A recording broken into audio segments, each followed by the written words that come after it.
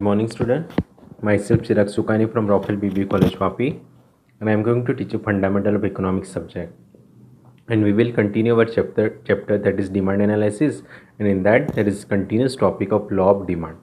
In last session we discussed about the exceptions to the law of demand. So today in this session we will discuss about the reason for law of demand, or it is also known as what? Why does demand curve slopes downward? Okay.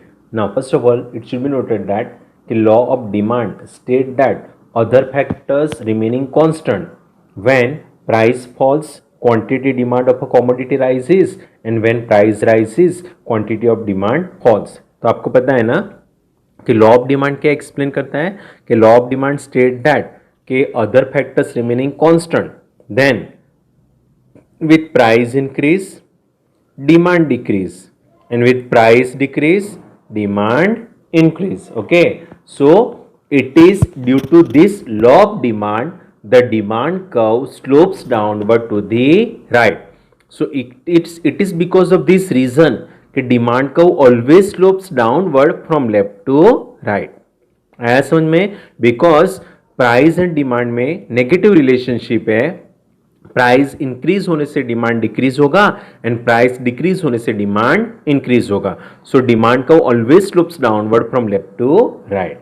Okay, but there are some of certain reason के why does the demand curve slopes downward. There are certain reason why does demand curve slopes downward. So first reason is what? Operation of the law of diminishing marginal utility. So law of demand is based on law of diminishing marginal utility. So first of all, what do you mean by marginal utility? Now marginal का concept आपको पता है कि marginal means what? Addition. So what is marginal utility? That is addition to total utility as a result of using one additional units. Addition to total utility as a result of using additional unit, that is what marginal utility. So as a consumer consume more units of the commodity na, after a certain stage the marginal utility of that commodity will declining and he will consume more of that commodity if the price of that commodity is reduced, and if the price increases he will consume less of that commodity. So less consumption of the commodity will increase the marginal utility. Okay, तो यहाँ पे ध्यान रखो कि law of demand किसके ऊपर depend है? It depends upon the law of diminishing marginal utility. And marginal utility क्या बोलता है कि आप एक एडिशनल यूनिट यूज करोगे तो टोटल यूटिलिटी में इंक्रीज आएगा. So marginal utility state that addition to total utility as a result of using one additional unit. Now just सोच जस्ट सिंपल सोच है कि हम लोग क्यों कॉमोडिटीज को ज्यादा यूज करते हैं. कब ज्यादा यूज करेंगे? जब प्राइस ऑफ दिस कॉमोडिटी कम होगा. जब प्राइस ऑफ द कॉमोडिटी कम होगा तो हम लोग वो कॉमोडिटी को ज्यादा यूज करेंगे. एंड जितना ज्यादा यूज करेंगे आफ्टर अ सर्टन स्टेज उसकी यूटिलिटी में क्या हो जाएगा? कम होता जाएगा. That is what marginal utility decrease होता जाएगा. Now when the price of such commodity increase हुआ तो हम लोग उसको यूज भी कम करेंगे, एंड यूज कम करेंगे तो मार्जिनल यूटिलिटी क्या हो जाएगा? इंक्रीज हो जाएगा. And because of this reason law of demand slopes downward. So हम लोग यहां पे एक एग्जांपल ले रहे हैं कि cup of tea consume per day, then total utility. Cup of tea एक दिन में हम लोग कप ऑफ टी यूज कर रहे हैं तो हम लोग को टोटल यूटिलिटी इतना मिलेगा. सो मार्जिनल यूटिलिटी कैसे आएगा? ध्यान रखना. इफ मैं एज एन इंडिविजुअल मैं एक दिन में एक कप पीता हूं, एक 1 कप ऑफ टी यूज करता हूं, तो मैं एज्यूम करता हूं कि मेरा यूटिलिटी मुझे 12 मिला. एक दिन में मैं 2 कप यूज किया तो मुझे मार्जिनल यूटिलिटी 30 मिला. अगेन थर्ड कप पिया तो 50 आया. 4 कप पिया 65 आया. फिफ्थ कप पिया 75, सिक्स कप पिया 80, सेवन कप पिया 78 एंड 8 कप पिया तो 75। अभी अब देखो कि टोटल यूटिलिटी में इंक्रीज होता जा रहा है। ओके, तो मार्जिनल यूटिलिटी क्या होगा कि सपोज मैंने 1 कप ऑफ टी एक दिन में 1 कप ऑफ टी यूज किया तो मेरा मार्जिनल यूटिलिटी 12 आया। अभी एडिशन मैंने 1 कप ऐड किया, 1 कप से 1 कप ऐड किया यानी मैंने 2 कप पिया तो मेरा टोटल यूटिलिटी 13 आया। तो मार्जिनल कितना हुआ, इंक्रीज कितना हुआ, 12 से 30 यानी 18 आया, 18। सो 2 कप में मार्जिनल यूटिलिटी क्या आया, 18। नाउ 2 कप से मैंने एक और कप ऐड किया दैट इज 3 कप पिया। सो मेरा टोटल यूटिलिटी में बढ़ा इंक्रीज आया 30 से 50। तो मेरा मार्जिनल यूटिलिटी कितना आया, 30 से 50 हुआ यानी 20 का इंक्रीज हुआ तो मेरा मार्जिनल यूटिलिटी कितना आया, 20 आया। नाउ और मैंने एक कप ऐड किया, 4 कप पिया तो मेरा टोटल यूटिलिटी 65। अभी 50 से 65 यानी कितना एडिशन हुआ टोटल यूटिलिटी में, 15। तो मार्जिनल यूटिलिटी क्या आया, 15। और कप ऐड किया, 5 कप्स ऑफ टी मैंने यूज किया तो मार्जिनल यूटिलिटी में बढ़ा हुआ है 75, सॉरी टोटल यूटिलिटी में बढ़ा हुआ है 75, बट 65 से खाली 75 यानी मार्जिनल यूटिलिटी कितना आया, 10। अभी आप सोचो कि जितना आप ज्यादा कंज्यूम करोगे वन डे में, जितना आप ज्यादा कंज्यूम करोगे, after a certain stage third तक आपका यूटिलिटी बढ़ा, but after a certain stage marginal utility slowly slowly क्या होता गया, कम होता गया। एंड हम लोग ज्यादा कप ऑफ टी क्यों यूज कर रहे हैं, because price of cup of T क्या है, कम है। Price of cup of T क्या है, कम है।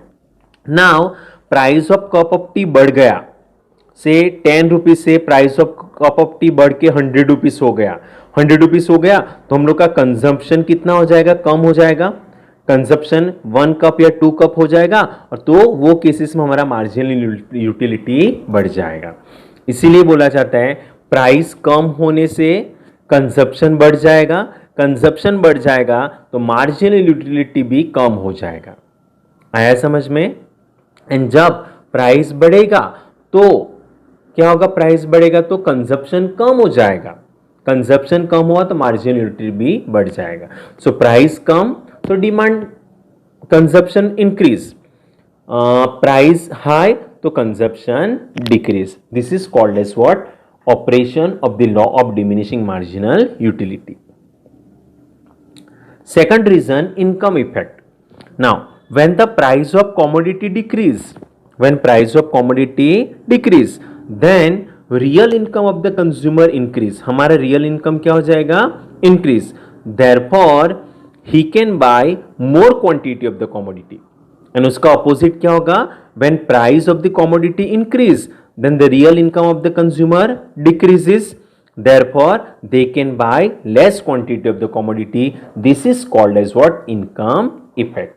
And because of this income effect, demand curve slopes downward from left to right. अभी आप यहाँ पे example देखो, if the price of orange falls from rupees 120 to rupees 100 per dozen, so there is an increase in the real income of the consumers to the extent of rupees 20 rupees का real income बढ़ जाएगा।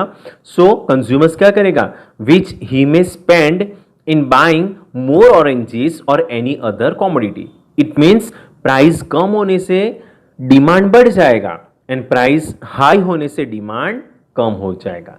This is called as what, income effect. And because of the income effect demand curve slopes downward from left to right. Third is what, substitution effect. Now, when the price of commodity falls, any commodity, when the price of commodity falls, then this commodity becomes relatively cheaper than the other goods, and therefore consumer substitute it for other commodity, and accordingly its demand goes up. This is called as what, substitution effect, and the substitution effect is always be negative. अब यहाँ पे example से clear होगा कि if price of orange falls and that of apple remain the same, तो यहाँ पे दो commodity लिया, that is orange and apple. Okay, so orange का substitute क्या है, apple. Now orange का price कम हुआ and apple का price same हुआ, तो कंज्यूमर विल क्या करेगा, consumer will substitute more of oranges for Apple, यानी कंज्यूमर्स एप्पल नहीं यूज करेंगे बट ज्यादा ऑरेंजेस यूज करेंगे। सो डिमांड ऑफ ऑरेंज क्या हो जाएगा, इंक्रीज हो जाएगा। उसका मतलब क्या हुआ कि डिमांड ऑफ ऑरेंज कम हुआ, सॉरी प्राइस ऑफ ऑरेंज कम हुआ, तो कंज्यूमर्स ने ज्यादा ऑरेंज यूज किया rather than Apple and so on. Okay, यानी कंज्यूमर्स ने जितने भी अदर फ्रूट्स है उसको सब्स्टिट्यूट कर दिया ऑरेंजेस से। सो ऑरेंज का प्राइस कम हुआ तो डिमांड ऑफ ऑरेंज बढ़ गया। This is called as what, substitution effect. And substitution effect is the negative effect, that is why demand curve slopes downward from left to right. Fourth, multiple uses of the commodity. Now, when the commodity has number of uses, when the commodity has a number of uses, then its demand rises due to fall in its price and demand falls due to rise in price. यानी जो commodity के बहुत सारे uses है तो result क्या होगा, price कम होने से डिमांड बढ़ जाएगा एंड प्राइस हाई होने से डिमांड कम हो जाएगा। So best example is what, electricity. Now when the electricity is used only for lighting purpose when it is expensive, जब इलेक्ट्रिसिटी का पर यूनिट बहुत बढ़ जाएगा, प्राइस बढ़ जाएगा, it is only use for the lighting purpose, but it becomes cheap, सस्ता हुआ, then it is used for the heating purpose also, cooking purpose also, ironing purpose also and so on so उसके बहुत सारे हम लोग use कर देंगे। तो रिजल्ट क्या हुआ कि इलेक्ट्रिसिटी के बहुत सारे यूजेस है, तो जब इलेक्ट्रिसिटी एक्सपेंसिव महंगा हो जाएगा तो हम लोग उसको खाली लाइटिंग पर्पस के लिए यूज करेंगे, बट जब इलेक्ट्रिसिटी सस्ता हो जाएगा ना तो हम लोग घर में हीटर लगा देंगे, घर में वो इलेक्ट्रिक वो क्या बोलते हैं, इलेक्ट्रिक सगड़ी ला देंगे, दैट इज व्हाट, कुकिंग करने के लिए। ओके, तो ये सब क्या हुआ, मल्टीपल यूजेस हुआ। सो प्राइस कम, demand increase, price increase, demand decrease, this is what multiple uses of the commodity. And last, number of buyer, यानी if price of commodity is reduced then the number of the buyer क्या हो जाएगा, increase, because those buyer who could not afford to buy, now they are in a position to purchase the same commodity. Clear?